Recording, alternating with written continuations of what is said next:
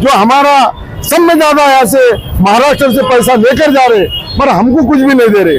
तो आज हमारे राष्ट्रवादी पूरे महाराष्ट्र के अंदर आदरणीय जयंत पाटिल साहब के नेतृत्व में हम पूरे महाराष्ट्र के अंदर हम ये पूरा आंदोलन कर रहे।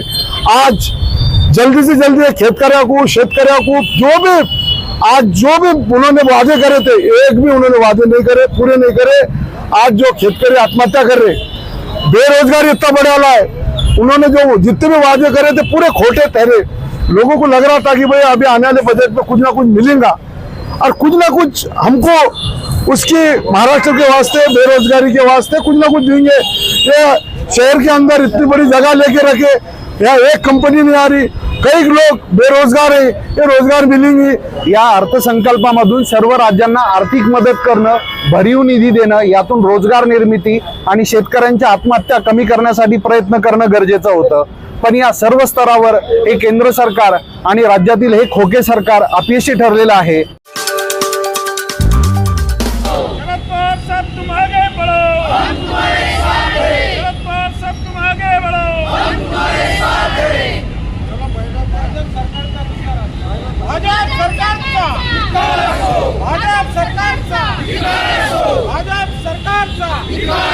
या मोदी सरकारचं करायचं काय? या मोदी सरकारचं करायचं काय? या मोदी सरकारचं करायचं काय? या फडणवीसचं करायचं काय? या शिंदेचं करायचं काय? या अजितदादाचं करायचं काय? कल का जो बजट जो ये सरकार ने जो महाराष्ट्र के वास्ते जो रखी, ऐसा बजट कभी स्वतंत्र होने के बाद भी ऐसा बजट हुआ नहीं था। ऐसा बजट रखे और महाराष्ट्र में सबसे ज्यादा टैक्स जाता है।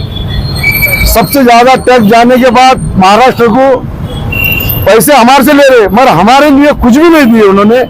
ये इसके लिए हमारी राष्ट्रवादी कांग्रेस पार्टी आज शहर के अंदर आज उनके बजट के ऊपर बहिष्कार डालते और ये जो मोदी सरकार है ये जातिवादी सरकार है और आने वाले वक्त में महाराष्ट्र की सरकार इनको लोकसभा में बताए, मगर विधानसभा के अंदर भी इनको जो हमारा सब में ज्यादा यहाँ से महाराष्ट्र से पैसा लेकर जा रहे, पर हमको कुछ भी नहीं दे रहे। तो आज हमारे राष्ट्रवादी पूरे महाराष्ट्र के अंदर आदरणीय जयंत पाटिल साहब के नेतृत्व में हम पूरे महाराष्ट्र के अंदर हम ये पूरा आंदोलन कर रहे। आज जल्दी से जल्दी शेतकऱ्या को जो भी उन्होंने वादे करे थे, एक भी उन्होंने वादे नहीं करे, पूरे नहीं करे। आज जो शेतकरी आत्महत्या कर रहे, बेरोजगारी इतना बढ़ा वाला है, उन्होंने जो जितने भी वादे करे थे पूरे खोटे ठहरे।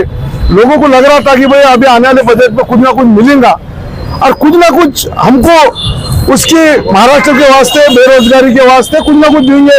ये शहर के अंदर इतनी बड़ी जगह लेके रखे, यहाँ एक कंपनी नहीं आ रही, कई लोग बेरोजगार है, ये रोजगार मिलेंगे, ये कुछ भी नहीं दी। इसके लिए हम मोदी का और अर्थ मंत्री का हम उनके ऊपर बहिष्कार डालते हैं और उनके ऊपर निषेध करते। निषेध त्यांचा एक निषेध या ठिकाणी 1 मिनिटाचं मी करेल की तुम्ही पाहिलं असेल आता डोळ्यापुढे निवडणुका ठेवून या मुख्यमंत्र्याने या राज्यातल्या या दळभद्री सरकारने लाडकी बहीण योजना चालू केली आणि यांना आजपर्यंत बहीण आठवली नाही, परंतु पडली मताची कडकी म्हणून आठवली बहीण लाडकी। आणि यांना काहीतरी आमिष दाखवायची, त्यांच्या पुढे त्यांना ते नीट त्यांचे फॉर्म ऑनलाईन होत नाही, त्या महिलांना त्रास होतोय आणि हे फक्त या निवडणुकीपुरते एक लालूच दाखवले जातं। आमच्या माय बहिणीला फसवण्याचा प्रयत्न या ठिकाणी चालला आणि मताच्यासाठी हे सगळं करतायत। अर्धा परत लाडका भाऊ त्यांनी काढला, लाडका मेवणा काढला, त्यांनाही मला सांगा तुम्ही आजपर्यंत, आणि यांना आता 5 वर्ष 3 वर्ष सत्तेत 10 वर्षापासून एवढे सत्याचा काळ असताना यांनी का नाही सूचित बेरोजगाराला भत्ता चालू केला? आता ते म्हणतात 12वी पासला आम्ही 6,000 देऊ आणि ग्रॅज्युएटला 12,000 देऊ। आणि या राज्यात खडखडाट, तिजोरीमध्ये खडखडाट आहे, अर्थव्यवस्था वाईट झाली आहे, या ठिकाणी मोठं कर्जबाजारी हे राज्य झालेलं आहे।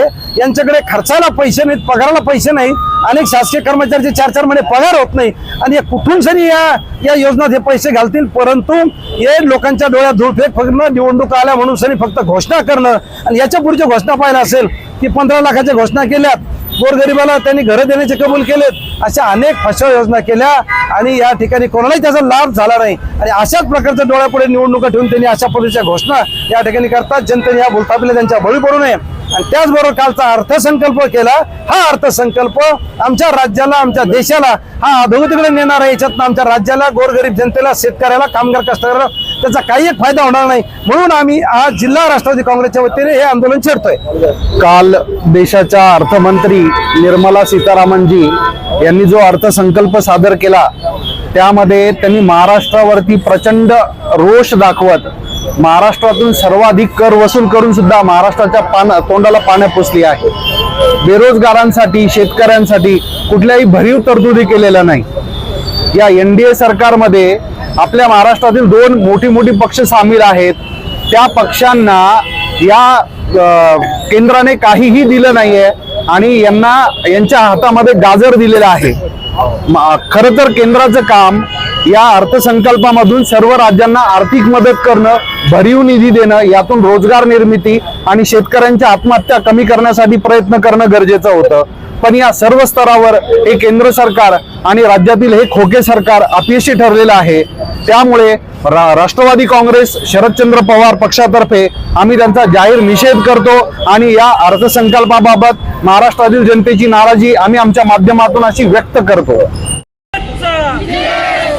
राष्ट्रवादी कांग्रेस पक्षाचे शरद पवार साहब तुम आगे बढ़ो, हम तुम्हारे साथ हैं. शरद पवार साहब तुम आगे बढ़ो, हम तुम्हारे साथ हैं. अर्थसंकल्पात एकच दोष, महाराष्ट्र दोष, महाराष्ट्र दोष. अर्थसंकल्पामध्ये एकच दोष, महाराष्ट्र दोष, महाराष्ट्र दोष. अरे या बीजेपी सरकारचं करायचं काय? खाली मुंडकं वर पाय. अरे या बीजेपी सरकारचं करायचं काय? खाली मुंडकं वर पाय. अरे अर्थसंकल्पामध्ये एकच दोष, अरे अर्थसंकल्पामध्ये एकच दोष, राष्ट्रवादी काँग्रेस पक्षाचा, राष्ट्रवादी काँग्रेस पक्षाचा. बीजेपी हटाओ, बीजेपी हटाओ, बीजेपी हटाओ, बीजेपी हटाओ. मोदी सरकार, मोदी सरकार, मोदी सरकार. अरे अर्थसंकल्पामध्ये एकच दोष, महाराष्ट्र दोष, महाराष्ट्र दोष. अर्थसंकल्पाचा सुप्रियाताई सुळे तुम आगे बढ़ो, हम तुम्हारे साथ हैं. सुप्रियाताई सुळे तुम आगे बढ़ो, हम तुम्हारे साथ हैं. रोहित दादा पवार तुम आगे बढ़ो, हम तुम्हारे साथ हैं. रोहित दादा पवार तुम आगे बढ़ो, हम तुम्हारे साथ हैं.